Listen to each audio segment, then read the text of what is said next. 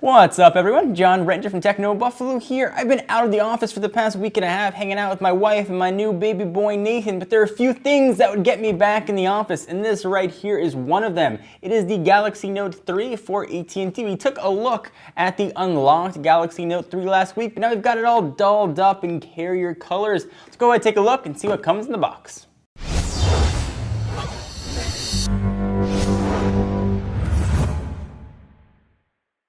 So here we've got the box for the Galaxy Note 3. Sometimes carriers will throw in a few extras, so we'll see if we get anything fun and surprising. Go ahead and open this guy up. We've got some AT&T quick start guides. And to refresh your memory, this is a 5.7-inch 1080 display. It's 1920 by 1080, giving it a PPI of 386. Push it off to the side for just a quick second. We've got the white version. AT&T is also getting the black version, and internationally there is a pink version as well, or maybe some carriers might get it. Looks like the folks at AT&T who sent us this took off the back sticker already. They probably threw in a SIM card. We'll peel this back. We've got Galaxy Note 3. We've got, I don't know what that is. That seems weird. See if we can figure that out.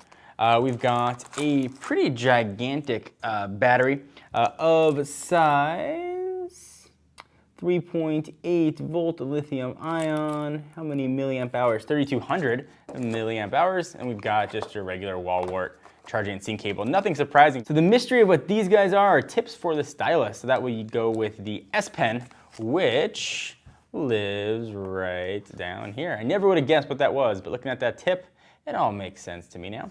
So let's go ahead and run through the specs here on the Galaxy Note 3. So Android 4.3 at launch, the Super AMOLED screen, 3 gigs of RAM, storage 32 or 64.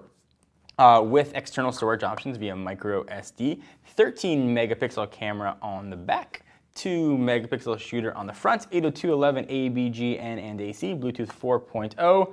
It does have NFC on board. It does not ship with wireless charging, but I believe there'll be a wireless charging capable back. At least I don't think it ships with wireless charging. I really hope that it does. NFC, of course, is on board for Google Wallet, anything else you want to do with your tappy type stuff. And it's going to weigh 168 grams. Let's go ahead and pop in the battery and see what the sucker looks like.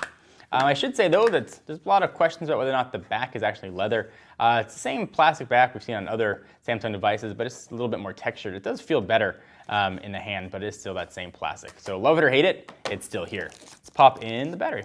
All right, so we got this guy all booted up and ready to rock, and it looks very typical Samsung. Let's go ahead and go into apps, see what we've got here. A ton of AT&T add-ons. Whatever carrier you get this on, I'm sure it'll have similar offerings: AT&T Code Scanner, Drive Mobile, Locker, Navigator, and all kinds of other stuff. We got some games in there. A lot of Samsung-specific stuff. It does come with Polaris Office pre-installed, which is quite nice. And a ton of other applications here, a lot of the S apps that Samsung is known for. Go into settings real fast, we'll scroll down.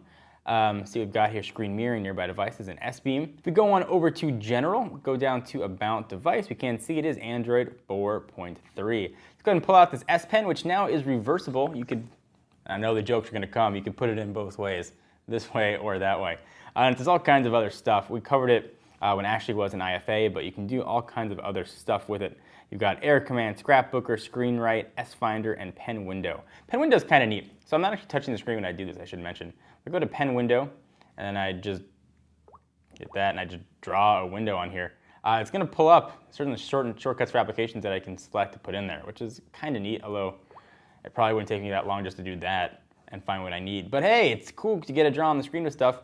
Anyway, this is the new S Pen. It certainly feels much, much, much better, and there's a button on there as well you can use to activate things and draw on it, and all kinds of other sort of Samsung-specific stuff. We'll talk about all of that in the full review. When I do my testing, I'll be using it in conjunction with this guy, the Galaxy Gear, since these two are best friends right now, and this is really only useful with the Note 3. The Note 2 is one of my favorite phones of last year, so I'm hoping the Note 3 is going to be the same way. But I'll put it through its full paces and let you guys know. But until then, let me know if you have any questions on things you want to see about the Galaxy Note 3. Please check us out at technobuffalo.com. I am John Rettinger, and I'll see you in the next video. Bye-bye. What's up everyone, John here. Thank you for watching the video. If you enjoyed it, I certainly hope you did. Click on the subscribe button right under me in my pants region to get tons more tech videos from Techno Buffalo. We've got awesome unboxings, comparisons, reviews, recaps, and everything else you can think of in the tech world right here on the channel.